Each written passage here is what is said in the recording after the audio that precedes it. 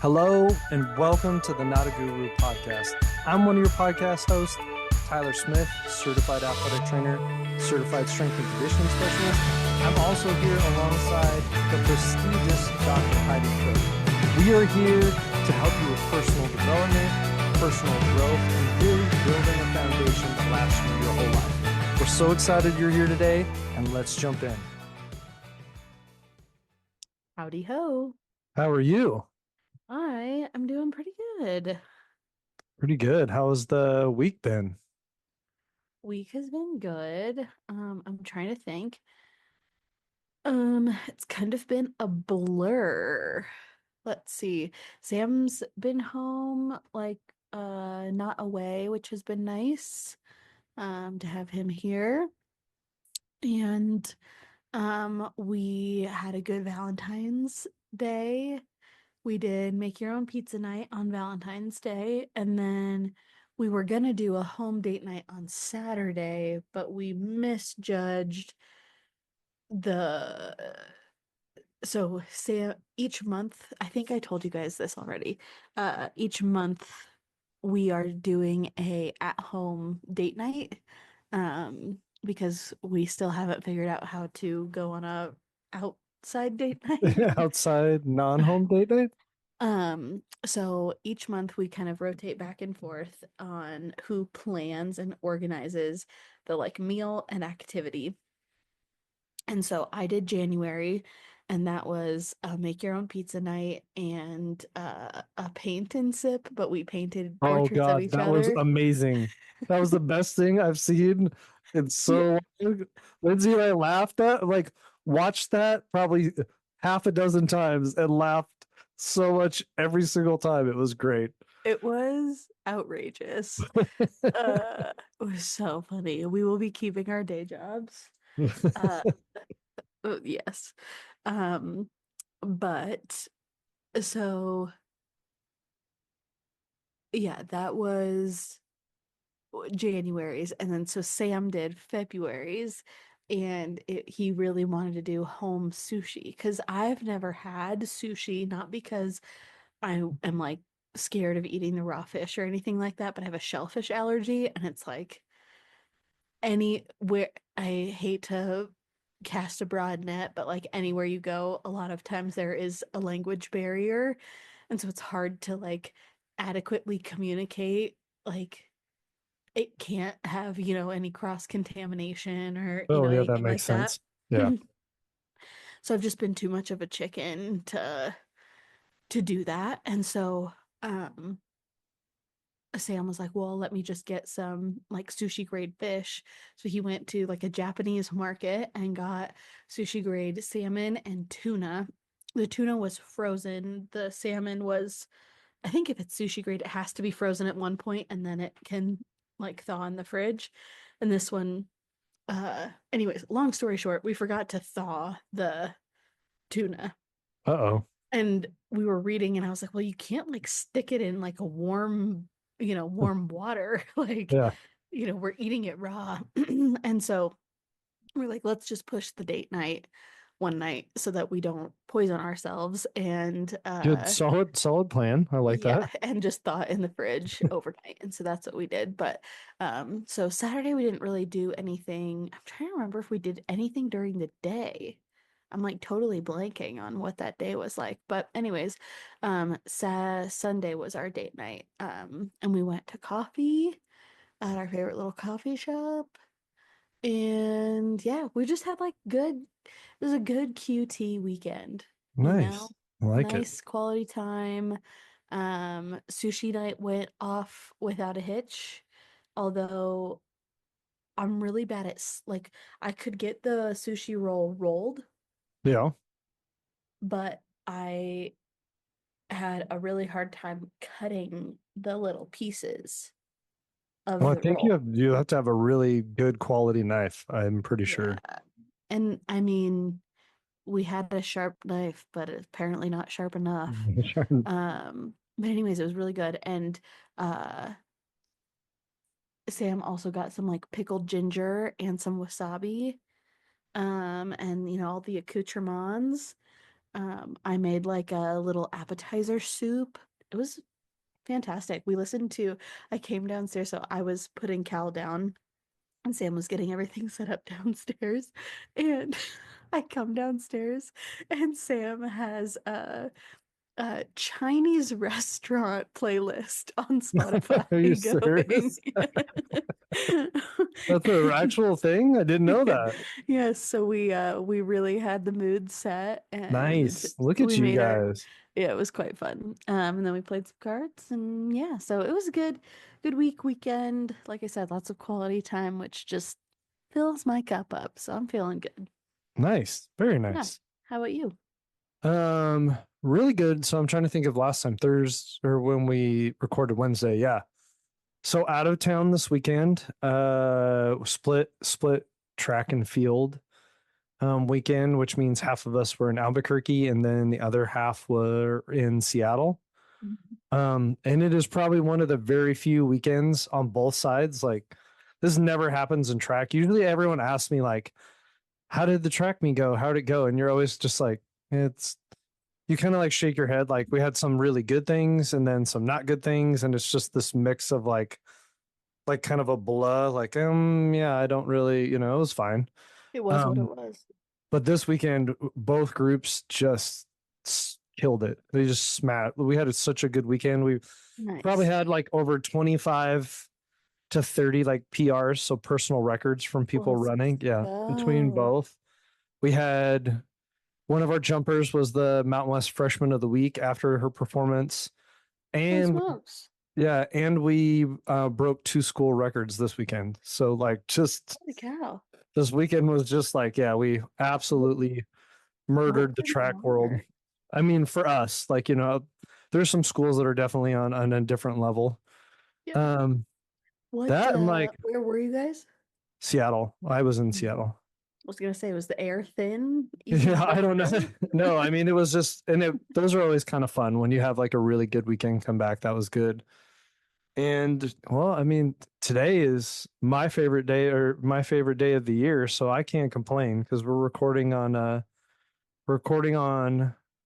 February 18th, which is my birthday. So there you go. It is my birthday today. So everyone's like, "How you doing?" I was like, "I have no complaints here. Everyone's nice to you on your birthday." So It's February 18th. Gosh. Hold on. Jesus Christ. We disconnect your phone? I don't understand how you did. Oh my God. Howdy, yes. howdy. I didn't even realize what day it was. Well, that's all right. No, it's fine. Do you know what's February 18th. made me It's feel Friday. super old today is the athletes were joking about. They're like, "It's your birthday, yay!" And they sang to me, which if you're listening, athletes, your singing is terrible. But I appreciated it and I said thank you. But they're like joking. They're like, "Ooh, you're 21, gotta go hit downtown tonight." And I go, "You can double that, and you're still not at that at the age that I am right now." So So no, that's no. so crazy. For fun fact for everybody listening, when I was working with Tyler, Tyler wouldn't let anybody know when his birthday was. He wouldn't tell anybody.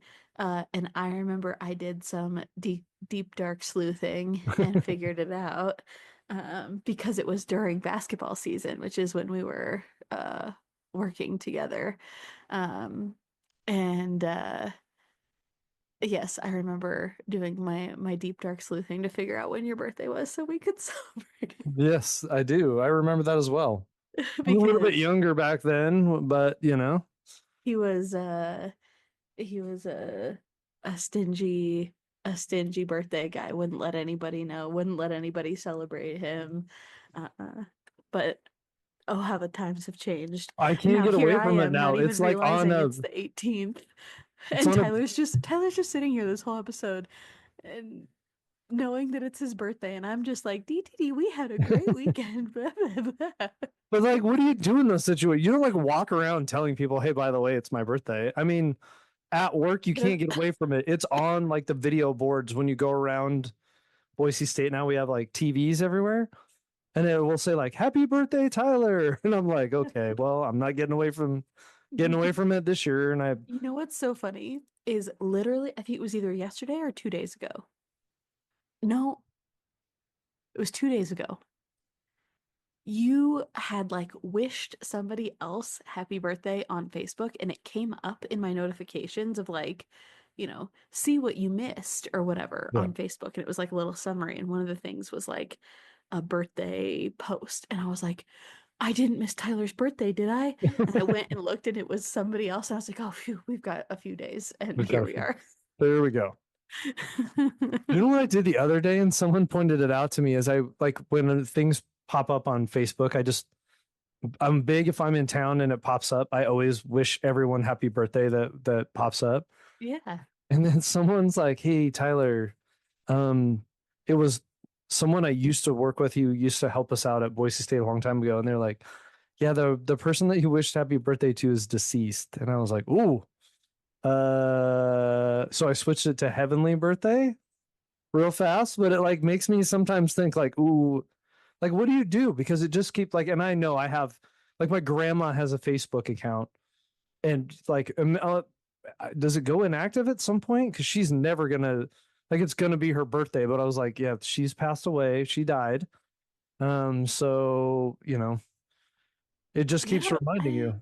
I don't know what happens in that situation. I don't either. It's not a big deal. I mean, you could still wish someone a happy birthday, and Yeah, I'm sure whether they they are still here or appreciate not, it. it's still appreciated. But yeah, Yes. Well, I'm glad you had a good birthday and I'm glad it was a good weekend. Are you doing anything special to celebrate the I mean, B-Day? other than recording with you, this is my birthday celebration. Yeah, I need a champagne glass and a cupcake with a candle.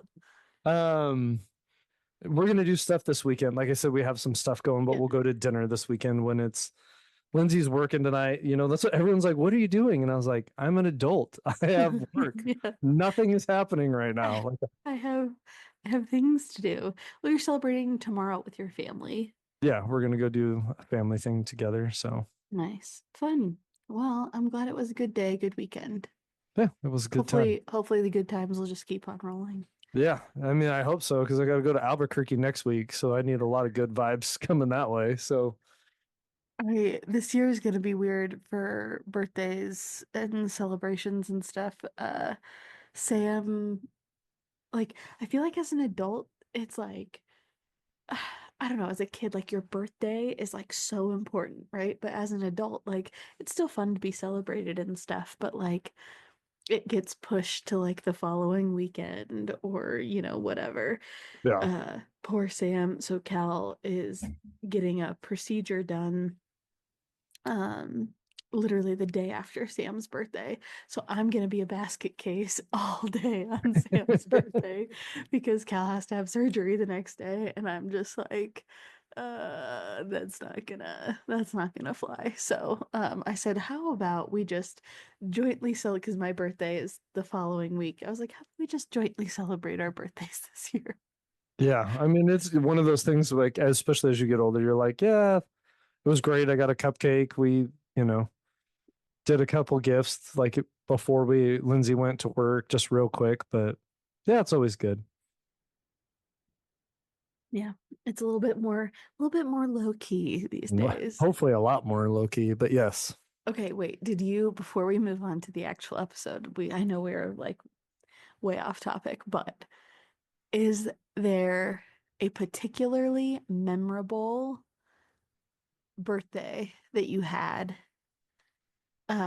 in your, like, I'm gonna make you pick like a childhood birthday that is super memorable? A like did you ever have like any big blowout birthday like in college or anything like that? And then like maybe just like your favorite overall birthday, like how you celebrated. Um. See, I don't know about the last two. There's one for sure because I remember. I think my dad had to get his gallbladder out on my birthday. Okay. It was like a quick like this hurts, and so like my birthday just got like X-nayed completely. Yeah. Yeah. No birthday, and I remember like as a kid, like you said, it is such a big deal. You're like, thanks, you just ruined my My birthday, birthday. Dad. with your life-saving operation for your gallbladder. Just kidding. I'm not holding on to that at all. But I think other than that, I don't think like I didn't really ever have like a massive blowout birthday like we used to do. I mean, good buddy of mine,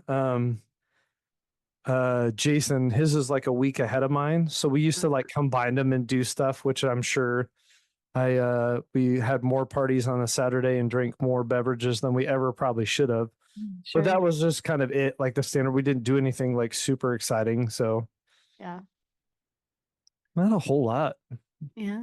Like anything particularly memorable in your adulthood?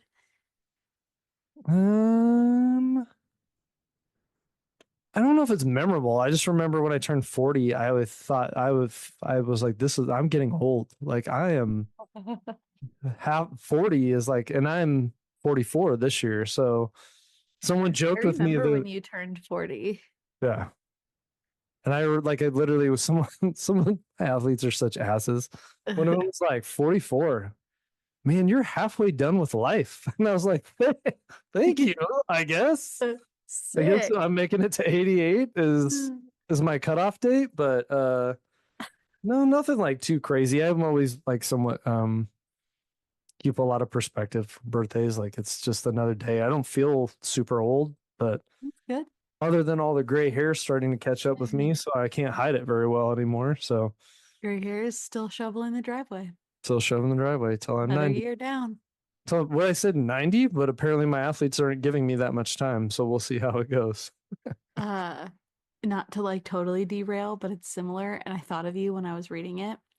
There was this article about how like shoveling driveways kills. And it's like this whole thing about how like, in the winter, and we've talked about this before, like in the winter months, heart attack rates go like Sure. through the roof. I think I saw that article. Really? I don't think I read it, but I think I saw it. And it was like, heart attack rates go through the roof because of everybody going out and shoveling their driveway. And it is like a combination of like hard, strenuous physical exertion. And they think it's also linked to like the really like heavy demand on the upper body as well. I didn't look into that piece. That piece made me kind of raise a single eyebrow, like a little like, really? Okay. But I'm open to seeing the research on it. However, so like the whole thing in the article was basically like trying to deter people from going and shoveling their driveways in an effort to like save their life. And I'm like, aren't we focusing on the wrong thing here? Like, what? Like, don't shovel your driveway, otherwise you're gonna have a heart attack. And I was even reading like the comments of this article, and it was like, yep, my dad this, or my cousin this, or all of these kind of like firsthand accounts of people who had loved ones who passed away from a heart attack after shoveling the driveway. And like it is a very real thing, and I'm not trying to minimize that at all about like how scary or sad that is, but it's like that's not the problem. No, but I was just gonna say that is a symptom of the problem. Like, but shoveling the driveway is not what killed them. Yeah, right. And right. I hate to say this too, is if I'm not minimizing. If it happened to you, I'm 100% sorry. But if something like that strenuous did that, we were in a bad situation, and it could have been a number of strenuous things that could have done that. It's just like it's this one thing that like actually truly forces people to go out and exert themselves, because like you can't leave your house or whatever. Like it's forced physical exertion, and it puts people then in a pickle when they haven't moved their body at all up into that point. And so it's just like I was reading that just like silently fuming a little bit. Silently just angry. Yeah. Yes. anyways, well, I really don't have a nice transition into today's episode. I tried to find it, shoveling the driveway. What's something cliche or buzzwordy? Man, I just No, when we were trying to get there before we went over this, I was like trying to like think and help. I was like, there's no way to get there from there's here. nowhere to get there. On the Yeah. other side of the canyon, and I can't. No, we're just gonna Yeah. have to eat the frog on this one. Do it the old-fashioned way. Today's episode So, is going to be Tyler had the idea to go over some kind of like buzzword type words or phrases that is like more harmful than helpful, and like maybe common or even cliche kind of words or phrases, and then we can kind of dissect them and talk about how they're more hurtful than helpful. yeah, we've done one of these with fitness, and I think there's just, I mean, I think about it in a lot of contexts. Like you can go through like work or home life, or there's just some things that I think started with this really good intention, and then as we kind of do, whether it's fitness, like business, like anywhere, they kind of like bastardize the word and turn it into something that is just like not what I think it was originally intended to do.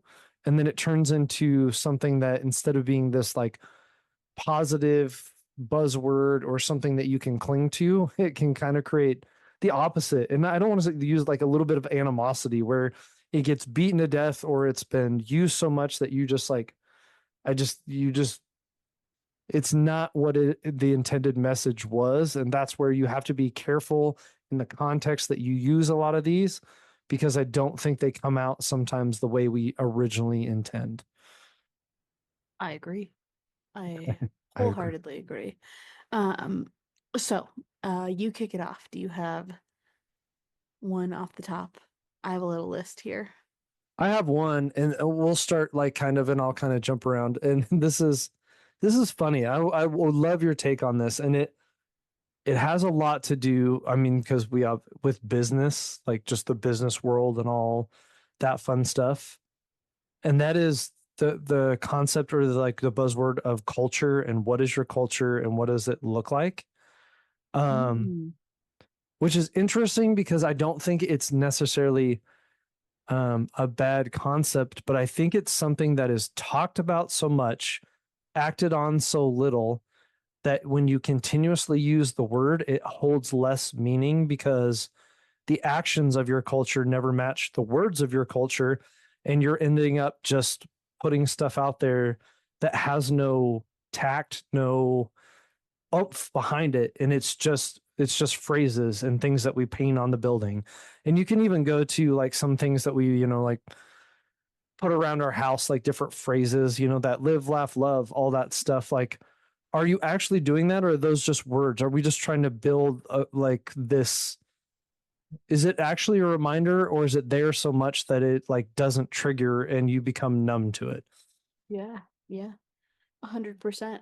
I didn't even think about the live, laugh, love sign. Like, are we really living? Are Mhm. we loving? Are we laughing? Yeah. And if we are, like, what are our actions doing to reflect that? And I don't think the concept itself is negative. It's just there's got to be actions behind things. And I think too frequently it's just words and no actions, and then it doesn't hold any weight anymore for us. Mm-hmm. Mm-hmm. I agree. So in that context, like how would you like the actions to align to, I guess, like support the culture? Well, I mean, one thing for me is like they need to be so simple that it needs to be something that can be done regardless of the situation. And let me give an example. A lot of people will say, you just need to be honest, like just pure honesty, like, Yeah. like radical honesty, or, like just be, or another one, this is better. Again, this one, you can't see my eyes rolling, but I hear this all the time. Is like, you just need to be transparent with everyone. Mm. But I see people continuously only being transparent when it doesn't involve conflict. or Mhm. when it's something that isn't going to bring about some sort of confrontation or stuff like that. Instead of just saying like, hey, let's hammer this out. Let's talk about this. Like whether it's, um, something at work where, Susie or whoever and you are not getting along. There's a difference of like opinion and policies, and you're just kind of passively aggressively. Lindsay, you'll love that because that's my Mhm. MO, skirting around each other. Yeah, yeah. Or even in your house where there's something that, we just need to be honest with each other, but like we're not doing it because it's going to bring apart some conversation that we're not care or like we don't want to really jump into. Sure. And so we just skate around it and we're not doing that. Mhm. And sometimes it's easier to have that uncomfortable conversation and just like sit down and be like, hey, let's just talk this through. This is bugging me, or this is something, and talking about it or bringing it about in a non-defensive matter, or like don't put someone on the defense a lot because you're not going to have a productive conversation, but laying some cards out. And those are the type of things for me, like in culture and family, where like you just got to kind of do it or you got to let it go and drop it. Yeah. Yeah, I agree. Like, um, I was just talking to somebody about this.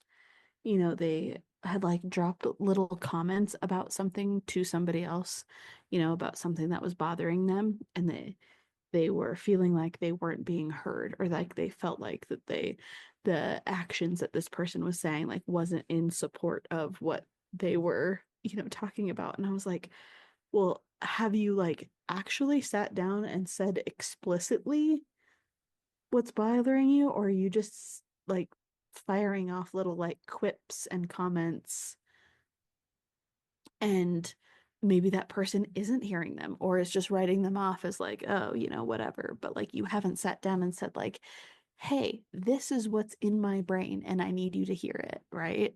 Like, because yeah, they're not mind readers. And so yeah, when we have this kind of notion of honesty or transparency or whatever that might be, it's like that needs to then be across the board and not just like when it serves you best. Well, and I think, and it's a two-way thing, and this is what we're all bad at this, but we can get better. Is like if you want to use the words like support or I need your help, like if you come up to Sam and say, I need your help around the house, like I need more, and like sometimes explicitly saying, I need your help, and this is what this looks like to me. Because Yeah. you could be doing something like you said, I could be thinking I'm supporting whatever you need in a different manner. And like you said, I can't read your mind, but you can sit down and be like, when I said that, this is what it looked like to me. What did it look like to you? And like, how can we match those two things? Because I think sometimes what's not spoken, and then we have an animosity because I don't think you're helping. Like, I don't think you're supporting me. And you're like, wait, yeah, I am because I'm supporting you through this. And so just Mhm. opening that window or saying, what does that look like to you? And that's a good question to ask if you're having Mhm. like, if you're, getting your butt kicked by Cal and he gets home and you're like, I need your help and support. It's always nice to be like, great, I would love to. What does that look like to you? So I know how to best help you. Cause like if you're going out, like, well, I'll go clean the bathroom. And you're like, I already did that last week. We don't need that done, but you think you're helping. Then you turn around, and you're like, no, actually, I need this, and this. And then you're like, oh shit, well, I did the wrong thing, but your heart's in the right place. And then you misjudge intention too. You're like, well, he didn't really want to, this person didn't really want to help or didn't really want to support me when they don't know what that looks like. Have you seen the reels? And it's like me when we have company coming over, and it's like this lady like running around the house, getting food out of the oven, vacuuming dishes, like tidying up the living room, blah, blah, blah. My husband, when we have guests coming over, and it's always like one of them was like the husband vacuuming the roof. The other one was like cleaning out the gutters. And it's just like all this random shit that like obviously doesn't need to be done right before the, family comes over or whatever. But like in his brain, he's like, oh, gotta get those gutters cleaned out.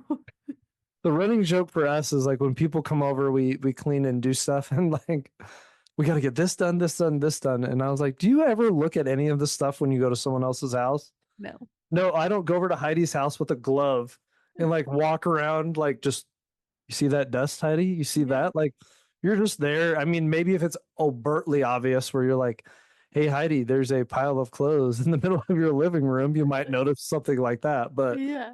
Well, and so I actually had this moment the other day. I'm getting off topic, but and it just made me, I was like, we need to get back into drop by culture with our friends.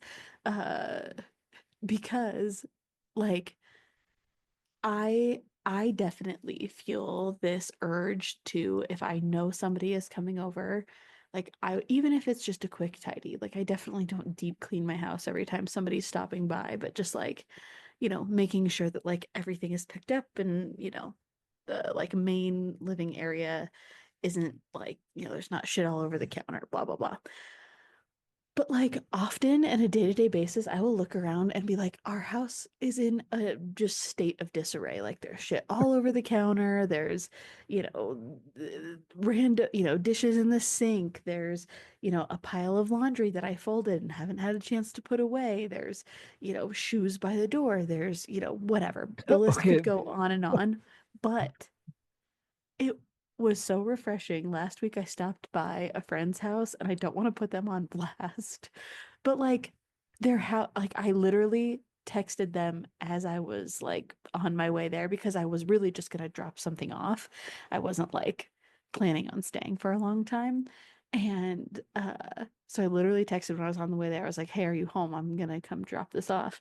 And their house looked lived in, normal. It's a house, not a magazine. And I had to just like remind myself that like other people are living in their homes too, Heidi. Like it's okay that there's a bowl on the counter from breakfast. Like, I don't know. Like the other thing that I was want to like I need because Lindsay does this sometimes too. Like this house is a disaster, and I was like, if we can clean this in 15 minutes, there's no disaster happening right now. Like it's a little unorganized and a couple, but the term disaster is not like no, that's not something that like it's that probably a phrase little that yeah. phrase comes out of my mouth probably 2 or 3 times a week. Yeah, I've lived with someone who does this. This is a disaster. I was like, okay, but we had it cleaned in less than 20 minutes. Like, this is not a disaster. Disasters are like when there's a flood in the house and you're like, this is a disaster. This is not good. I feel you, Lindsay. I feel you. Okay. So all of mine except for one are phrases, but I do have a Sure. word. Great. Uh Authenticity. Ooh, that was one of mine too. Was it? Yeah, Yeah, I think uh there is, especially in the online world, there is a push to be authentic, um, which is so funny. And so this is where like I feel like I can like really shine and like help people in this space is there is this idea because like I don't even know how to just like explain it, but like people expect authenticity online. And so somebody who's putting themselves out online or creating content or whatever, they know that they need to be quote unquote authentic to have people connect with them. And so there is this almost like false performative authenticity that is sure. happening on social media, whether that's, like emotional authenticity and like, you know, I'm not judging anybody who does this because I think a lot of people like it's a way to process. It's, a way for them to just like show up. And that's like, like filming themselves crying like for a reel or video, whatever, right? But like there is definitely and 100% a group of people who are like, you know, trying to like force emotion in order to like get more views or more clicks or it's almost like acting authentic, which is like isn't that like an oxymoron? Right? Well, I mean, uh, you said even, but how, I mean, is it truly authentic if you know you're going to cry and you pause and then turn the phone on and then start crying? Like, I can understand if you're in the middle of a conversation and it's like, you're talking about something and you get emotional, that feels authentic to me. Yeah. Like if you're in the middle of like a model like you're talking about something or and you're And you working get- through it, and you that get feels emotional. great. But like those people that are like stopping and then like I'm gonna cry and then turn it on, and like it feels inauthentic to me when you do stuff like that. Yes. And so I think I don't have like a better word other than, or like a better word for authenticity other than authenticity. But I think the thing that I want to like take people by the shoulders and like shake them is, if you are not showing up as you are, if you're not showing up as the person that you are, let's say that a video, whatever, does go viral, does catch on, does, you know, gain momentum, pulls followers in, creates a community or whatever.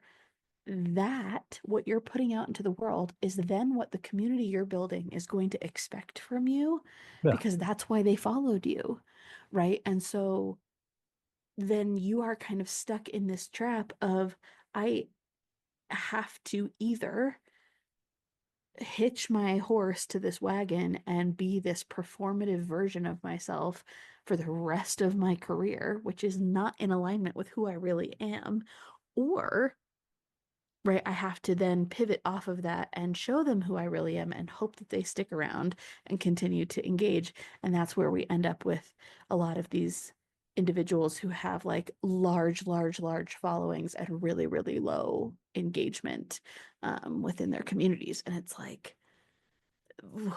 it is a challenge to like force people to see the bigger picture, right? Like, is acting not in alignment with who you are and putting on a show potentially going to get you views or, whatever? Maybe, but then you are you are stuck being that person, which isn't you, for, the rest of your career. And isn't the whole reason why you're pivoting to do this thing online or, whatever, to help you feel more in alignment with what you're choosing to spend your, precious hours of your life dedicating yourself towards? It's like, why would you want to be somebody that you're not? You know what I mean? Yeah. Well, and the thing that I think a lot about is, and this is like, and we've talked about this, I think sometimes it gives people an out to kind of be an asshole, and I'm never about that. Mm.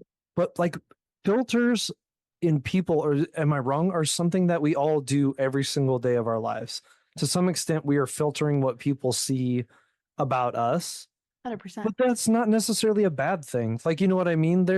We all have, warts and ugly spots where like, yeah, maybe you shouldn't like just authentically be an asshole and be out there and be like, this is who I am. It's like, Yeah. depending on what you want to do to reach people, you kind of have to be respectful to everyone, but like have that nuance where you can talk to.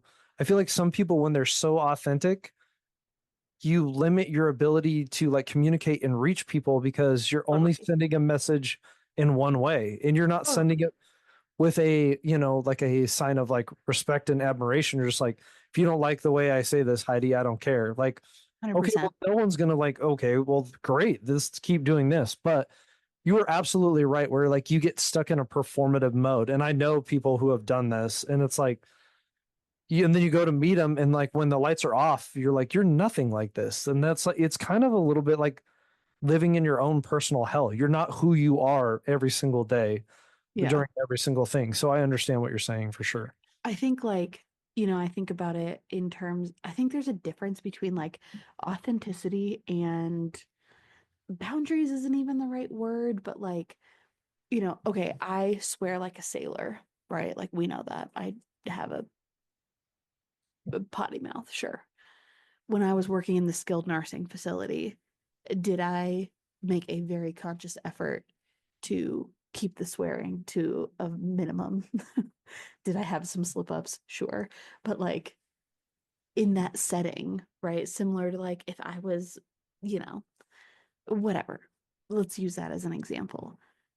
Am I able to like make a very conscious effort to keep that to a bare minimum? Absolutely. And I'm not going to sit here and be like swearing up and down the hallways of the skilled nursing facility while I'm working with my 96-year-old patient, and just say, well, that's who I am. I'm just being my authentic self. Like that's crazy, right? Like there Yeah, is a time and a exactly. place. And so I think there, like you said, there's like we can filter ourselves to like fit the environment while still maintaining who we are. Like, me choosing not to swear Right. with, my little old lady, uh, uh, isn't inauthentic. It's We're uh being allowing me respectful to to have the other people. Yeah. a Like, good working relationship with yeah. that gal. But you bet your ass the 97-year-old man who was salty as can be, we let it fly with each other a little bit more. Right. But you're also being respectful and Totally. who is it? God, I was listening to one. Was it? I can't remember the name of the person, but it's like you have to learn to interact with people. And like, and part of like when you're growing up is learning to not be a little shit and like having other people be around you, like in a Yeah. respectful manner. That's what we do. We filter some of that wild behavior so we can get along and create a community and have this, whole thing we call life work together. Because if you're just a little shit or you're swearing so much, everyone's like, I don't want to be around you. Life gets pretty lonely. So your authenticity is not really working to your advantage. Yeah, 100%. So, anyways, I think there's two sides to that coin, but that's definitely a buzzword that like weaponized isn't the right word, but it's like this big, huge push to be your authentic self is creating more inauthenticity, I think, in an effort for people to try to stand out, versus just like actually leaning into who they are and letting people connect with that. Yeah, I agree. I had one of those as one of my words for sure. Um, okay, you next. So this is an interesting one, and I like tried to it's kind of funny. But it's like two different things, and it is negativity slash energy vampires. Oh yeah. And the reason that okay, so this is gonna fall on like a two-way. I look at it at a different a lens. Can negativity be transferable and create it and like a work environment where or like a family where it's just not productive? Yeah. Yes, you're absolutely right. But in the same fact, there have been times where you're like, if you're forcing positivity, it's not genuine. The You know what I toxic mean? positivity. Yeah, it's like That's another almost like, buzzword. is it? Yeah, like I literally believe that that's a thing where like we don't talk about anything negative, and you're like, so life, we just Yeah. like we're absent of life. Yeah. Like, do you? But like in the same respect, yes, you need to like when I talk with people, like allow the negativity to be out there and then find an avenue to turn or pivot it into something problem solving or something that we can do that eliminates it. But I think sometimes in my mind negativity just doesn't pop out of nowhere. Right. Most humans, there are some people we all know, like that one person who just seems to always find the glass half empty no matter what's in the glass. Yeah. um but sometimes I think negativity can be a symptom of problems that we're facing at home, at life, that we haven't addressed. And Mhm. we're yelling at the symptom, like, stop being negative, but we're not looking at the problem as to, Stop like, wait. shoveling your driveway. Yeah, exactly. Exactly. That's 100. You're 100% right. We're not, yeah, shoveling your driveway is negative. It's like, no, there's a problem there. Yeah. And it's not the driveway, it's not the snow, it's all the stuff before that. But like, it gives us an opportunity. Those two things can be an opportunity to find out like where the weak spots are or what the problem actually is.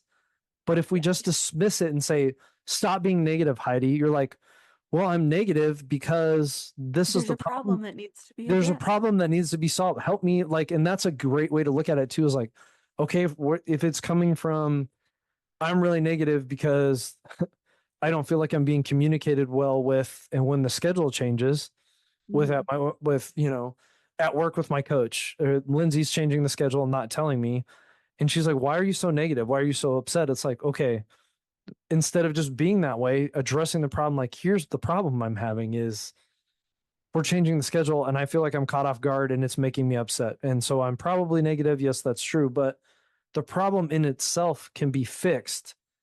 Is there probably a better way to go about that? Yeah, but we're also human. That's the other thing in this that I don't like.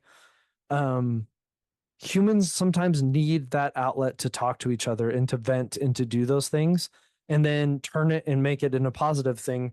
But I've heard so many people that are like, yeah, you can't have a negative, you're like, we don't complain. You're like, well, okay, everyone complains. Yeah. There's probably right people to complain to, right people to, right problems to bring to right people, but the ability to, it also can create connection. Like, I see what you're saying. You can empathize and then find a way to solve it. But I just, there's so many times where negativity is just like something that is taboo and like, let's not be negative at all, where it's like, okay, there are some positives to this. Should we stay there? No, but we need to not always look at it as this buzzword, get rid of all the negativity and just live this happy go lucky life all the time. Yeah, yeah, I agree with you.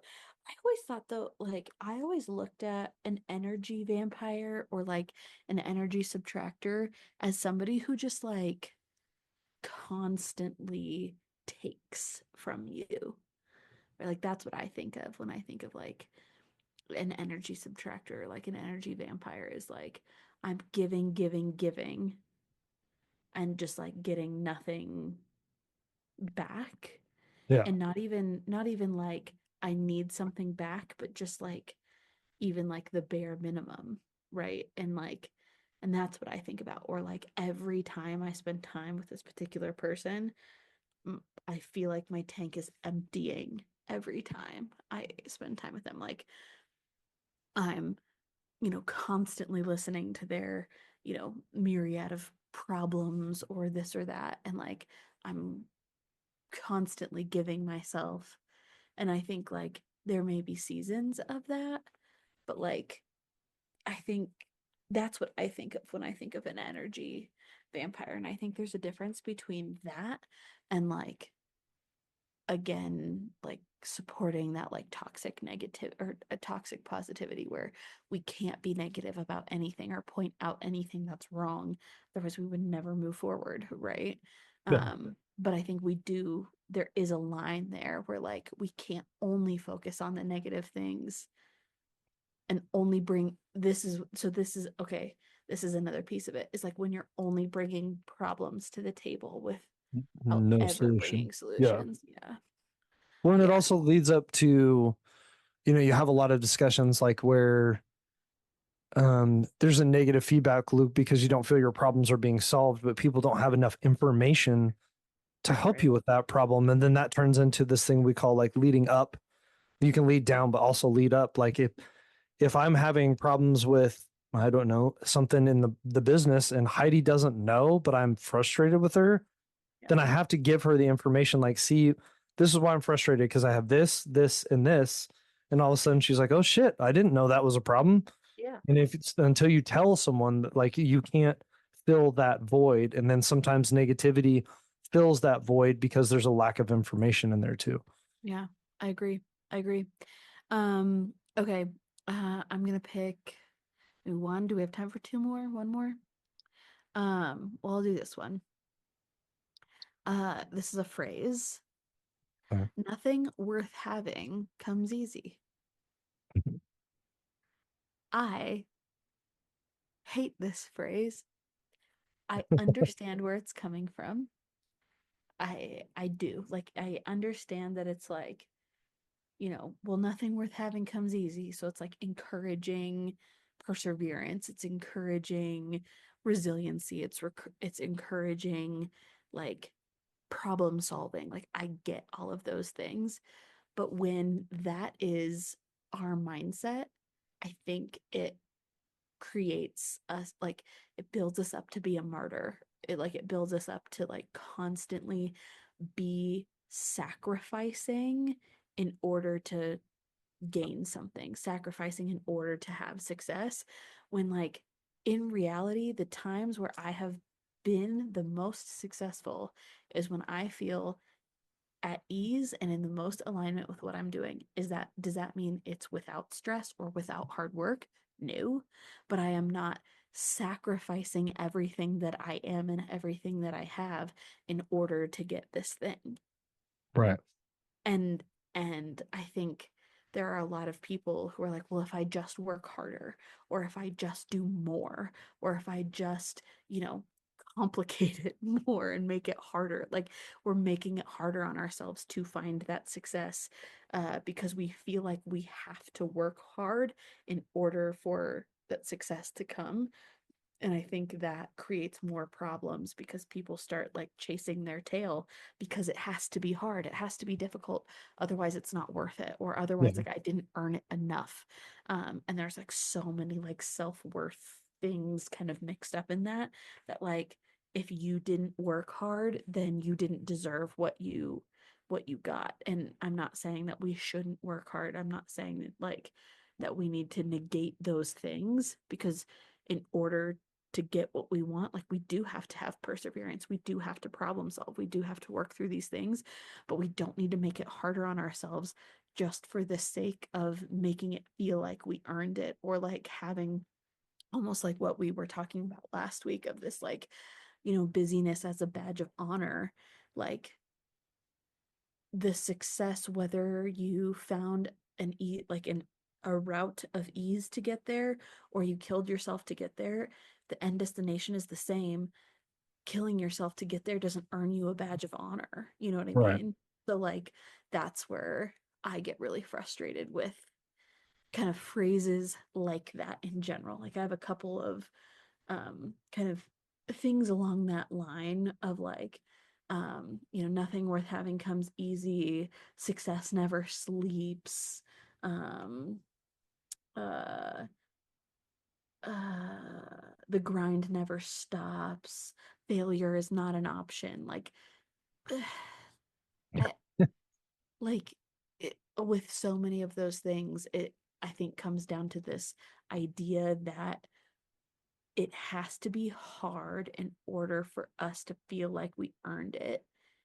When in reality, like if we can simplify and lean into our strengths and identify where we're weak and either delegate or learn and move forward, like we can find a path of ease. And I'm not saying it's not going to be without hard work, but like you don't have to sacrifice everything in order for the success to like feel better.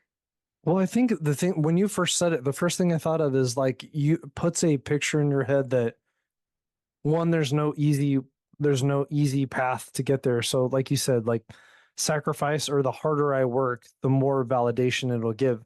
And the second thing is that it's got to be so extreme that like having an easy, like I don't want to say easy path, but like having simple steps to get there is not an option for you because it's like that's too easy. So I got to you're making things like harder than they need to be, like but make it in a way of that will make it more worth the effort of what I'm doing. If it's this, you know what I mean? Like if I can do more than everyone else, or like you said, you're sacrificing so much more and putting it at an extreme that it's much better than just stepping the whole way there with these easy, obtainable like solutions every single step of the way. I think of it so much like in parallel with like distance running, right? So like in distance running, so much like thought goes into like stride, right? Mhm. And it's all about making that stride really like easy on the body and really efficient, right? So that over the course of that long run, we're not over expending energy we don't need to expend so that we can get to that destination easier and faster, versus the person that's maybe clenching their shoulders up and Yeah. they're not running with ease, right? They're expending a lot more energy, they're making it a lot harder. And that person that has kind of figured out this flow, has figured out this comfortable stride that's metabolically efficient for them, is likely going to get to the finish line faster and feel better crossing it than the person who is flailing about, running the exact same race. And so like I think about it in that sense of like, why aren't we looking for a little bit more ease so that we can get there without killing ourselves, Yeah, exactly. Like the amount of sacrifice doesn't negate or make the destination any, like it's not better just because you decided to suffer even more when there's like, it's like it's like going up this hill where you're climbing over jagged rocks and like pulling up trees, and they're like, there's a hiking path right over there Right that will there. get you to the same, you're ending up in the same thing. So you've arbitrarily made this a shit ton harder than you needed to have like a, You feel better sometimes, about it at the yeah, end. like your ego's a lot better about it. Like you didn't take the hard way. You're like, nope, but we got to the same spot. So Yeah, 100%. 100%. So that's one for me. Do you have another one? I do. And like, this is, I am, the term, this is the well, this is the new normal or the new normal, kind of like just, oh, like kind of like, first of all, because it usually comes with a lack of explanation. It's like that blanket statement when you were a kid where it's like, because I said so. Well, this is just the new normal. You're like, because like there's no, How did we there's land? yeah, like context, please. Like, because I remember, I don't know if you got that growing up, and love you, mom and dad, but oh my God, do I hate that saying so much that like, because I said so, you're like, that's not a reason. That's That's not just, enough of a reason for me. yeah. But this, like, when you're doing stuff like this is just the new normal, or the new normal is like, okay, I need some context as to why, like, How we landed how, here. like, give me the nuts and bolts. And I'm not one of those people where we talk a lot about work where the kids, like, when I was growing up, and this is going to make me old, but I'm 44. It's my birthday. Give me a break. Um, you'd ask what time it is, and they would just tell you the time. And you, like, as a kid, you're like, oh, okay. And now, like, generationally, the kids are like, want to know the time, how the clock was made, what time of the, like, what, all the specifics Right. that, like, I were just not information we were ever given. Right. But it's like the contextual, like, blanket answer for the new generation. We're like, it's just the new norm. And you're like, okay. It kind of gets in my crawl, like, a little bit, like, where people will say things like, well, that's just the way it is. And I was like, don't like that either. That was Well, on my list. was it? No, Wait, and let then me see. Where'd it go? Oh no. There it is. I had everything happens for a reason / it is what it is. it is what, yeah, exactly. That's just the way it is. And you're like, okay, well, that's just the way things go. Like, I go deep on that with some people. I've got myself into trouble because they'll be like, well, that's just the way it is. And I was like, well, then maybe, It should just be a different way. yeah. And then I was like, well, if we thought that way, I'm pretty sure women would still not be voting and certain people would be sitting in the back of the bus. So, no, not an answer for me. Like, Yeah. think broader, think better. And like the other thing for me in those situations is like, that's not it's sometimes can be a context for laziness for me. Like, that's okay, but we can do better. And like, Yeah. we can create another step forward. Just because you went through something does not mean it has to be repeated. And most Yeah. of the time while you're going through it, you didn't like it. So why wouldn't you want someone to proactively be trying to make something better instead of the blanket, like, just do it the way it's always been done? That's the way it is. XYZ. Those buzzwords just get me like a little fired up because I think I don't know. I'm not going to say it's always laziness, but there's a good percentage of time that's, that's the new norm. That's just the way it is. You're like, okay, nope, not okay with that. I agree with you. I'm on board with that one. We can take that out of our vocabulary and I'd be just Yes. fine. Okay, one last one. Where did my list go? Winners never quit and quitters never win. Not true. So like, again, I get the sentiment, uh, encouraging perseverance, determination, resiliency, but like at some point, something's just not working, right? Like if we're sitting here and we're doing something and uh it is in a similar vein to like nothing worth having comes easy, in that like let's say I'm sitting here trying to screw a screw into a wall, and it is a flathead screw, and I have a Phillips head screwdriver. I'm sitting here like, winners never quit, quitters never win. You know what I mean? Like at some point, maybe the tool that we have just isn't working, and we need to pivot and we need to stop and find something that's better suited for us or for the task, or, you know, whatever it might be. Or we can just chalk something up as a loss and we can move forward and it's okay, right? Like, again, don't make things harder for yourself for the sake of making it hard, or because you're scared to quit, when in reality, sometimes letting something go is like the best thing that we can do in order to move forward. Otherwise, we're just going to remain stuck where we were without the ability to move forward because we're just too freaking stubborn to quit. Right. Well, and I mean, I have two easy, like, sports examples are like sometimes you'll have a specific scheme for a basketball team that you've ran the whole time, but you don't have the personnel, and you're kind of beating a dead horse. You're trying something that is like winners never quit. Okay, coach, but we can't do what you're asking us to do. We don't have the people to do that. And I think the problem with some of these is like it negates circumstances that might be dictating the situation. You know what I mean? Like if Yeah. you're running and you're like winners never quit, and something snaps or pops and it's not going well then like stopping right there might save your entire season, because you can stop and be like, I am not making this worse. Because Right. sometimes you will make the situation worse by not having awareness, allowing circumstances, like you said, to be like, you know what?